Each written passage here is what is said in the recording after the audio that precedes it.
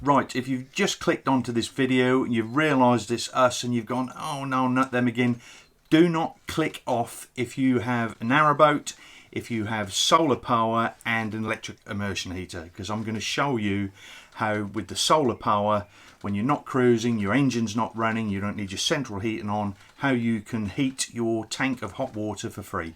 Yes, so what we're actually going to be doing is implementing a thing called a solar dump. Yeah, so strap in for the next 10 or 15 minutes. I actually filmed installing the solar dump 2 or 3 weeks ago, and it's been working great ever since. Yeah, and it has. So have a look what I've done, and then afterwards I will speak a little bit more on the subject. Right, it's a bank holiday weekend. Sun is blazing down. It's 10:30 in the morning, and the solar has completely charged my batteries, and we're up to 100%, which is what we want, which is why we invest in the solar. The problem is, now that the batteries are fully charged, the solar controller actually shuts down. So for the rest of the day, while the sun is beating on those panels, all that potential energy is being wasted. So today's little plan is, come on, point your finger, is to get these 4 panels working to their full potential by implementing a solar dump. And with the help of the solar dump, all the excess energy will go through the inverter to the immersion heater to heat our hot water for free. What normally happens on a day like this, we'll be out walking, you get all hot and sweaty, you come back and we still have to run the engine for an hour and a half to 2 hours to get a tank of hot water to have a shower. With this solar dump, all the free energy from the sun is going to go into that immersion heater and heat the water for us. That is the plan. I'm now going to show you what I've purchased to be able to do this. Yeah, so the 2 main bits of kit I need to be able to do this is this programmable voltage sensing relay and this variable, it's actually a variable speed controller, but what this will do, I can vary the load of my immersion heater from 1 kilowatt down to 500 watts. Yeah, so the idea with this, it's a programmable relay, so what I can do, I can set the charge voltage of the batteries at 14.1 volts. It will sense the batteries are fully charged. At that voltage, it will switch a set of contacts which will put power through to the immersion heater. I can then trim that depending on the amount of solar is available that day, so it actually takes nothing out of the battery. All the excess energy will be coming from the sun through the solar panels. Then should the sun go in and it starts draining from the batteries, the battery voltage will drop down, and I will have the lower limit set at round about 13.2 volts, which will then switch this off and kill power to the immersion heater.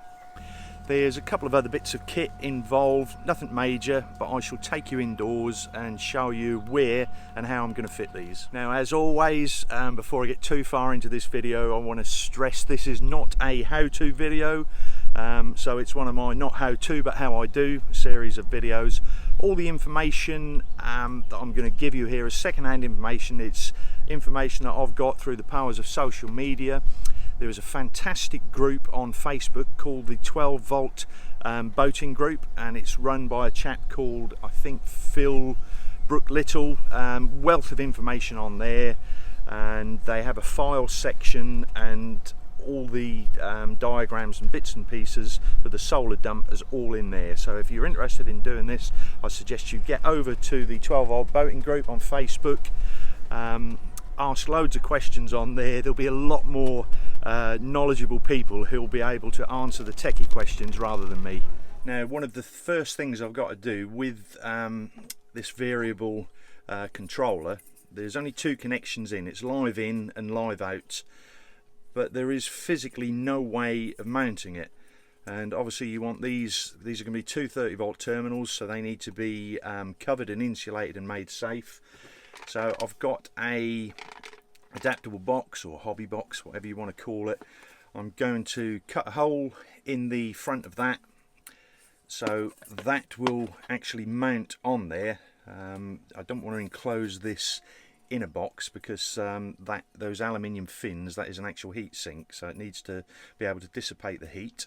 And the other thing I will be fitting will be a selector switch, so I can switch from normal immersion heater for when I'm on shore power to solar dump. We have a inline fuse for the 12 volt supply, because your little relay needs a 12 volt supply to it. We've got some red and black cable for any 12 volt wiring we need to do, and we've got some Arctic flex for any of the 230 volt wiring we need to do. And I'll be moving things around in this area to get everything to fit. Now, I do apologise for the sun behind me. It's not ideal, but I'm not going to do a 4 mile round trip to move the boat round. Right, that is the variable controller for the immersion heater, all fitted nicely into the box.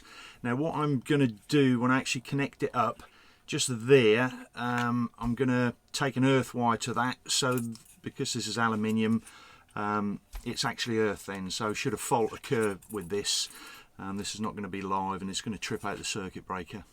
Now, where I want to fit them is up here out of the way.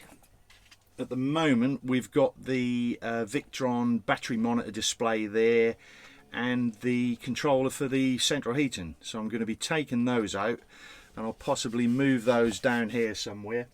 I've marked a hole out here where I'm going to cut a box in for my selector switch, so I'll get ahead and do that. Right, the sun's come around even more, so it's brighter behind me, but I've got top box fitted, holes through the back. I've got the programmable voltage sensing relay fitted. I've got the hole cut in for the selector switch. So it's just a matter now of linking all the wiring through, and then I'll take you through how I actually done that. So that's everything fitted. The heating controls and the BMV monitor have been moved. I've got my variable load control there, the relay and my changeover switch. Right, try to explain this as best I can. Now, if you can see from my battery monitor, my batteries are 100% charged. I'm sitting there at 13.27 volts, and there's round about 1 amp going in from the solar, because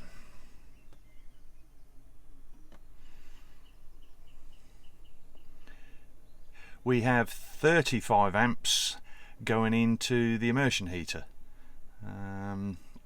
That's 476 watts out of a potential 700 watts. Now, just go back to the battery monitor. Now, I'll see if I can get this in. If I turn my control knob up, you'll see what happens to the battery monitor. We've now gone into a 33 amp deficit. The solar's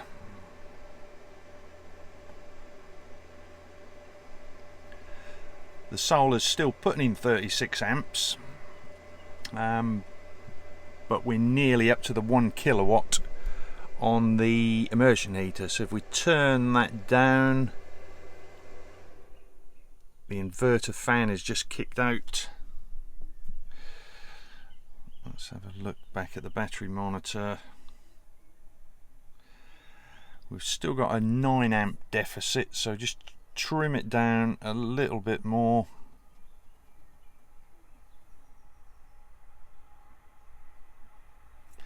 There we go. Yeah, so it's all working as it should.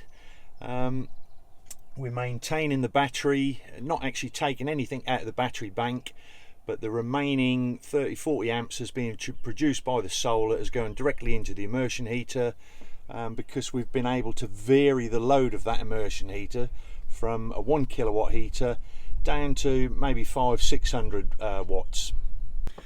Now, what I need to do to ensure that the smart relay is working as it should the sun go in and it cloud up, Obviously we're going to have no solar input. It will then start dragging juice from the battery. The relay will notice that, and then after a few minutes, as the voltage drops to a pre-programmed level, I think I've set it to 12.8 volts, the relay will switch the immersion heater off. Now I can maybe simulate this by isolating my solar panels, so I shall try that. Right, I'm now going to switch the solar off. 30 amps directly from the battery. The voltage will start to drop, and when it drops below 12.8 volts, the relay should switch off. And it works! There is an LED on the programmable relay, but you can't actually see it. Now that LED will tell you whether the contacts are open or closed. If the LED is on, the contacts are closed, and so all I've done is just drilled a little hole in the front cover so that you can see the state of the relay. Now I'm squinting because the panels are in full sun, so the solar dump's doing what it should do. I'm assuming in the next hour the trees behind me are going to cast a shade across those panels, which will lower the solar output to the point where it will start taking power from the batteries. The relay will sense the voltage has dropped, it will open the contacts, turn the immersion heater off. Right, it's 11:30. It's a nice sunny day. My batteries are fully charged. I have a tank full of lukewarm water. The solar controller has shut itself down, so what I'm now going to do is turn on my solar dump. All that excess energy from the sun is now going to heat my tank of hot water. Right, final check. We're drawing about 0.5 amp out of the batteries, not worried about that. Let's just check the solar, what's going on with that. The solar is putting in 34 amps into the battery at 477 watts, and on the 230 volt side of things we're drawing 2.17 amps, which will equate to, well, I'll work that out. Right, it's now 3:30. Let me just check. 3:30. Yeah, I put the solar dump on at 11:30. It's now gone a little bit cloudy, hazy outside, so the solar was only putting in around about 250 watts. So the remainder it was taken from the batteries, which has caused the battery voltage to drop to my preset of 12.8, and it is switched off the solar dump, therefore protecting the batteries. So at the moment the immersion heater is switched off, and any solar that is going in is just trickle charging the batteries, which are still at 100%. And now for the ultimate test, the hot water test. So I've been saving the washing up from lunch. Let's turn the hot tap on.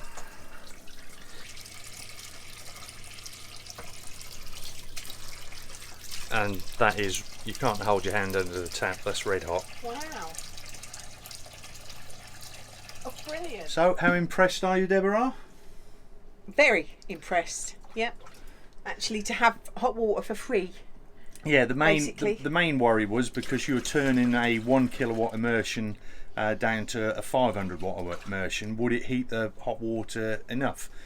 In theory it's going to take twice as long to heat, so if the immersion took 2 hours at 1 kilowatts to heat a tank of water, it's going to take 4 hours at 500 watts, and it has. It's the water is piping hot coming out of the taps. Yeah, so you're above the temperature for Legionella or any worries like that, and no, well chuffed. Yeah, so my particular setup, or our particular setup on our boat, we've got 4 panels giving us a total solar array of 695 watts. I've got a 520 amp hour leisure battery bank, just normal sealed lead acid batteries, and I've got a 2 kilowatt or 2000 watt pure sine wave inverter. Now, when I first looked into implementing this solar dump, a lot of people said it's not going to work if you've got less than 1000 watts or a kilowatt of solar. Well, as I've said, I've got 695 and it works perfectly for me. on those sunny days, which is this is why we're installing it, so you can implement all that available energy from the sun once your batteries are charged and your solar controller has shut itself down. Yeah, so hopefully I explained it well enough. I think even Deb managed to grasp some of it. I did, yeah. Throughout the installation of it.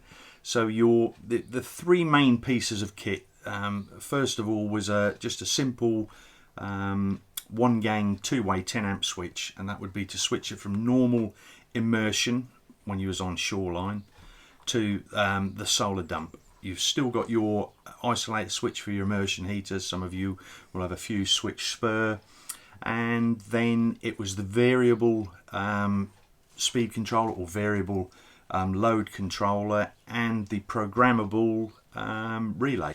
So the main purpose of the programmable relay was to set an upper limit voltage at which the system will operate and the lower limit voltage at which the system will cut out. That way when it does drop down to the lower voltage, it will cut out, switch off the immersion heater and safeguard your batteries. I'd asked Deb if she wanted to talk you through this other bit of kit, but the volume control, she called it. So the variable load controller, the job of that is just to fine tune the load that the immersion heater will be drawing dependent on the spare energy you're getting from your solar array. So with mine 695 of solar, I was trimming that down to around about 500 watts for the immersion heater. If you've got a 1000 watts of solar, I'd imagine you'd be trimming that around the 800, 900 watt marks. Therefore, heating your hot water a lot quicker than I was. Now, what I really want to stress is this is not a standalone, fully automated system that you'll set up and walk away from. This is a system on for when you've got these beautiful sunny days, which unfortunately today we haven't. Once your batteries are fully charged, the relay will sense that.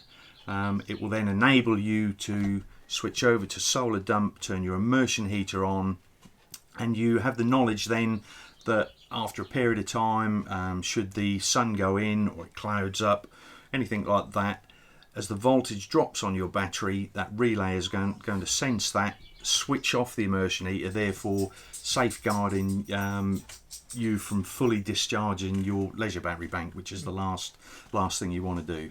Now, legal disclaimer time, what I will stress, and I said earlier on, this is not a how-to video, this is not how-to but how I do. Please look into doing things like this, but seek professional advice if you're unsure or you're not confident. Get a qualified person or a competent person to carry out the work. I've mentioned the 12 volt boating group over on Facebook.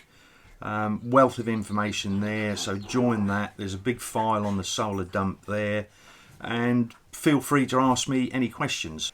All of the bits of equipment that we used, I've included links for those in the video description below. If you're not sure how to get that, if you're on your computer or your tablet with a video description, there's a little arrow in the corner. You click on that, that will open up there. Links there that you can click on, that will take you straight to the bits and pieces. If you can find them cheaper elsewhere, get them elsewhere, but if you purchase them from those links, we do make a small commission out of it. I think that is about it on that, and I'm just, like I said, I've been planning to do this solar dump for 2 years, but boat life being boat life. But I'll tell you what, it's one of the best things, especially on them sunny days where you can turn the tap on and there's hot water there. It's just amazing. Yeah, as I said in the video, what normally happens if we're moored up for 2 or 3 days, beautiful weather, we're still having to run the engine to get that hot water. Yeah, and you don't have to do that. Obviously it's not going to work in the winter. It's not what it's there for. It's purely there for the summer when we've got lots of daylight, lots of sunshine to utilise all that spare energy which is normally just being wasted after the solar controller is shut down. If you enjoyed this little video, press the like button. If you haven't already subscribed, press the subscribe button. If you want future notifications of any other videos we upload, the bell icon, and comment as much as you want and on ask this. the questions you I've need to got a ask. sneaky feeling there'll be some technical comments that I can't ask, like how does the thingy work? I don't know, whether it's thyristor drive. Somebody on that 12-volt boating group that I mentioned over on Facebook will know the answer to that. So pop over there, and hopefully a lot of you will be contacting me in a month or so's time to say that you've done the same and you're loving it. Here's the hot water. Bye.